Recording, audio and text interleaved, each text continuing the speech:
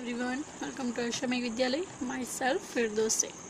So my dear students, in this video we will learn about the story of our honeysuckle book standard 6, and this is the unit of 5, a different kind of school, यानी एक अलग types की school. Okay, so before you read, do you know these words? Bandage, crunch, cripple, honor, misfortune, system. If you don't, find out their meanings. अगर ये सब words जैसे कि bandage हो गया, क्रच है, क्रिपल है, ऑनर है, मिस फॉर्चून, ये सब वर्ड्स आपने सुने हैं. अगर नहीं सुने हैं तो फिर ये वर्ड्स आपको फाइंड आउट करने हैं चैप्टर के अंदर से कि इनका एक्चुअली मीनिंग क्या होता है. Okay, look at this picture in this unit and guess in what way this school may be different from other school. ये पिक्चर देखो और बताओ कि ये स्कूल जो है वो दूसरे स्कूलों से क्यों अलग है. ओके, ये हमें यहाँ पे गैस करना है. ठीक है, let's start our unit, a different kind of school. I had heard a great deal about Miss Beam's school. I had means who was told here. और नरेटर जो है वो कहते हैं कि मैंने ये स्कूल के बारे में बहुत कुछ सुना था, but not till last week did the chance come to visit it. और लास्ट वीक में उनको क्या मिल जाता है, चांस मिल जाता है वहाँ पे विजिट करने का. Okay, when I arrived there was no one in sight but a girl of about 12. her eyes were covered with a bandage. अब क्या हुआ, जब वो वहाँ पे पहुँचे तो उन्होंने देखा कि वहाँ पे कोई नहीं था, बट एक गर्ल्स थी और 12 इयर्स की, और उसकी आँखों पे एक बैंडेज यानी कि एक ऐसी पट्टी बंधी हुई थी. And she was being led carefully between the flower bed by a little boy who was about 4 years younger. अब क्या हुआ, तो जो लड़की है उसकी आंखों पे पट्टी बंधी हुई थी, वो फ्लावर बेड के बीच में से बहुत ही स्लोली केयरफुली वहाँ से पास हो रही थी. और उसे कौन लेके जा रहा था, बाय अ लिटिल बॉय, एक छोटा सा लड़का. देखो, अबाउट 4 years, जैसे कि 4 years का लड़का वो था जो उसे वहाँ पे केयरफुली ऐसे हैंड्स पकड़ के लेके जा रहा था फूलों के बीच में से. She stop and it looked like she asked him who had come. He seemed to be describing me to her. Then they pass on. अब वहाँ पे मुझे ऐसा लगा कि वो जो लड़की है वो वहाँ पे चलते चलते रुक जाती है और वो मेरे बारे में जानना चाहती थी कि वहाँ पे जैसे कौन है. तो लड़के ने उसे मेरे बारे में बताया कि वो एक नरेटर है, वो कोई ह्यूमन है वहाँ पे जो खड़े हैं, वो ऐसे बताया. और फिर बाद में वो लोग फिर से वहाँ से चले गए. Miss beam was all that I had expected.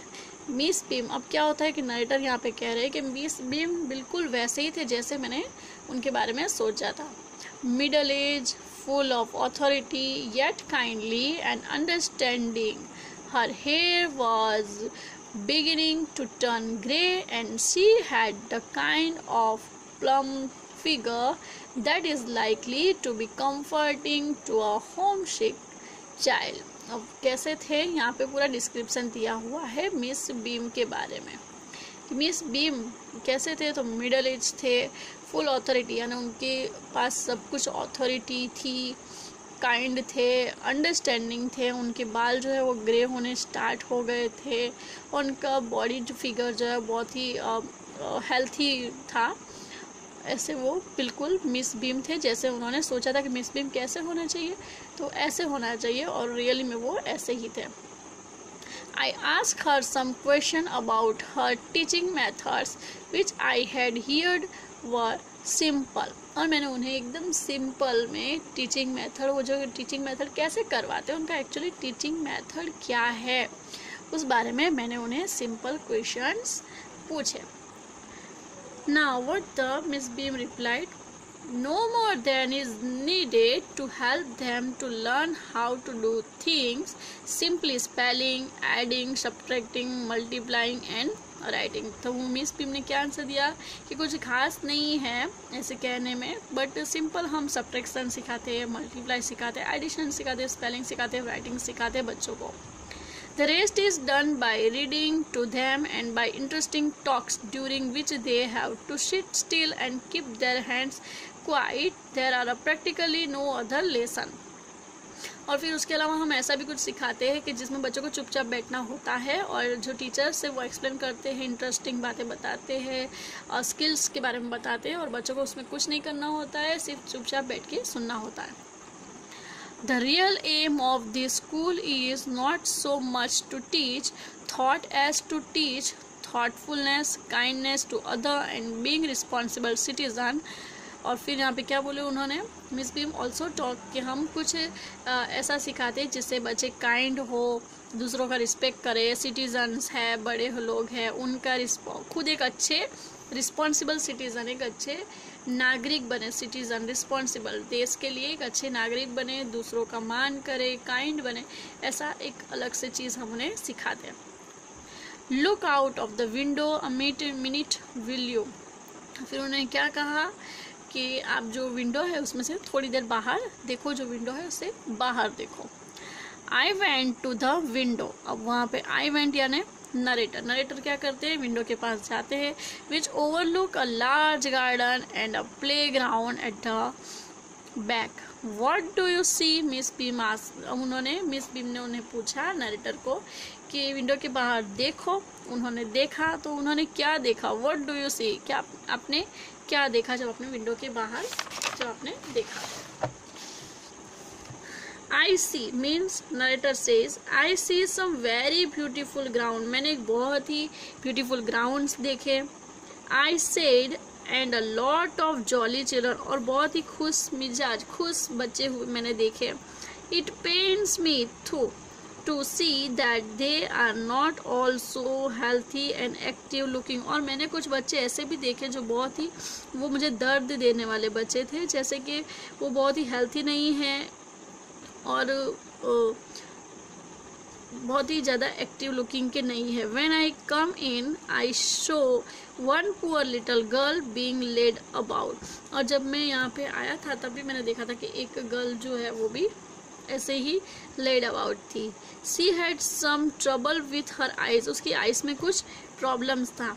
Now I can see two more with the same difficulty. और अब मैं अभी भी ऐसे दो और बच्चे सेम डिफिकल्टी वाले में देख रहा हूँ. And there is a girl with a crutch watching the other at play. She seems to be a hopeless cripple. और अब मैंने यहाँ पे क्या देखा, तो एक लड़की है जो बैठ के क्रच यानी कि जो घोड़ी होती है, जो अपंग लोग होते हैं वो ऐसे जो घोड़ी लेते हैं, बोलते क्रच लेते हैं, वो क्रच के साथ में बैठी है. और जो बच्चे खेल रहे हैं उन्हें बहुत ही वो होपलेस, बिल्कुल उदास तरीके से उन्हें देख रही है, जो बच्चे खेल रहे हैं उन्हें. Miss Beam laugh. Oh no. अब क्या हुआ, तो मिस बीम उनकी बातें सुन के हंसने लगी और कहा oh no. She said means Beam says oh no. She is not really lame.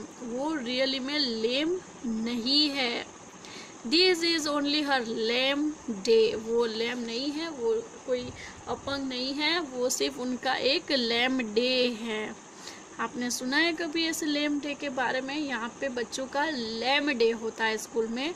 वो रियली में लैम नहीं है, वो सिर्फ उनका एक लैम डे है.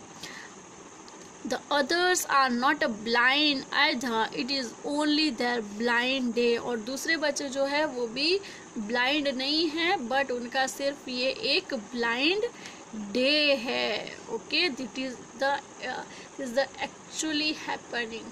ये वहाँ पे जो हुआ था वो है कि वो सिर्फ लैम डे है और ब्लाइंड डे है. I must have look very surprise. और ये बात सुन के वो उन्हें मिस भीम को एकदम सरप्राइज से देखने लगे. For she laugh again. और वो मिस भीम जो है वो फिर से हंसने लगे थे. This is a very important part of our system. और मिस भीम ने क्या कहा कि ये हमारे सिस्टम का, हमारे स्कूल का सबसे इम्पोर्टेंट पार्ट है. To make our children appreciate and understand misfortune. और यहाँ पे हम बच्चों को क्या सिखाते हैं, तो अंडरस्टैंड एंड मिसफॉर्चून, समझदारी और मिसफॉर्चून यानी जो कम नसीबी वाले जो बच्चे होते हैं उनके बारे में हम उन्हें सिखाते हैं। We make them share in misfortune too, और दुख बांटना एक दूसरे के साथ वो भी हम उन्हें सिखाते हैं।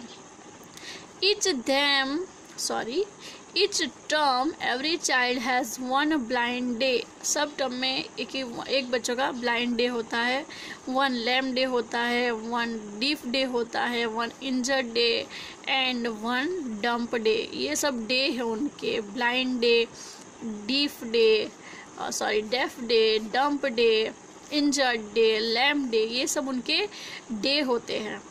During the blind day, their eyes are bandaged absolutely and they are on their honor not to peep।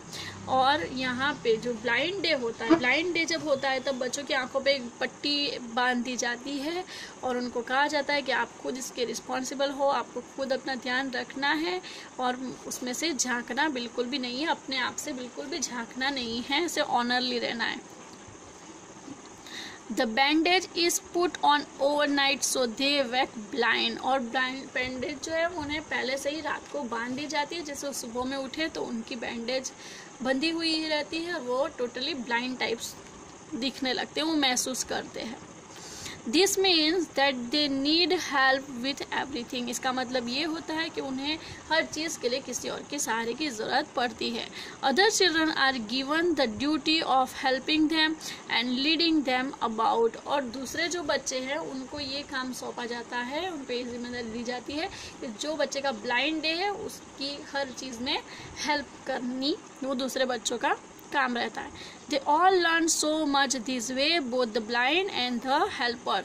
इससे क्या होता है कि सभी बच्चे क्या सीखते हैं, तो बहुत ज़्यादा ये सीख लेते हैं कि ब्लाइंड और द हेल्पर्स, जो ब्लाइंड होते हैं तो कैसा फील होता है, ये वो जो ब्लाइंड डे वाला बच्चा सीखता है।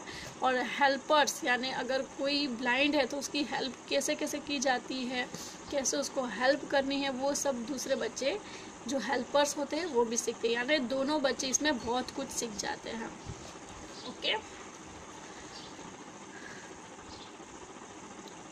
सो students, in the next we stop here. In the next video we will continue from the page number 59 in our next video.